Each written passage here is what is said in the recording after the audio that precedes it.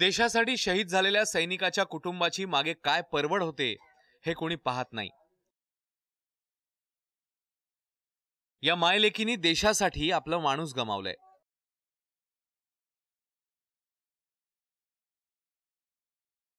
संभाजी कदम हे 29 नोव्हेंबर 2016 रोजी काश्मीरच्या नागरोटा इथे मातृभूमीच्या रक्षणार्थ शहीद झाले।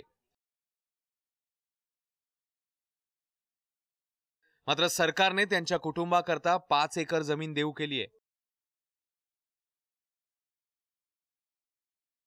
सरकार आमच्या पाठीमागे उभे राहिले। कलेक्टर साहेबांनी, इथल्या गावातल्या लोकांनी, सगळ्या खरबीच्या सगळ्यांनी आम्हाला मदत करून शेती मिळवून दिली। त्यातल्या त्यात आमच्या तहसीलदारांनी सुद्धा पूर्ण मदत केली आमची। सगळ्यांनी मिळून आम्हाला मदत केली। राज्य सरकारने 28 जून 2018 ला शहीदांच्या कुटुंबाला 5 एकर जमीन देण्याचा निर्णय घेतला। नांदेड प्रशासनाच्या धडपडीमुळे पहिला मान नांदेड जिल्ह्याला मिळालाय। सैन्य जे आहे ते आपल्या बॉर्डरवरती उभे असतात, त्यामुळे आपण इथं सुखाने राहतोय।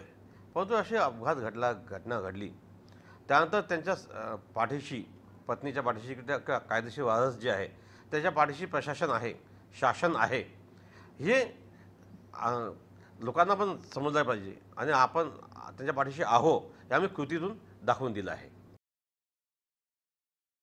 नांदेडच्या लोहा तालुक्यातील खरबी गावात ही जमीन देण्यात आली आहे, त्यामुळे गावकऱ्यांनीही या निर्णयाचं स्वागत केलंय। जसं आपल्या भाऊकीचे घरचे मंडळीला जे सहकार्य असते त्या पद्धतीने आम्ही सहकार्य करू। आमच्या घरचे एक व्यक्ती आहे समजून।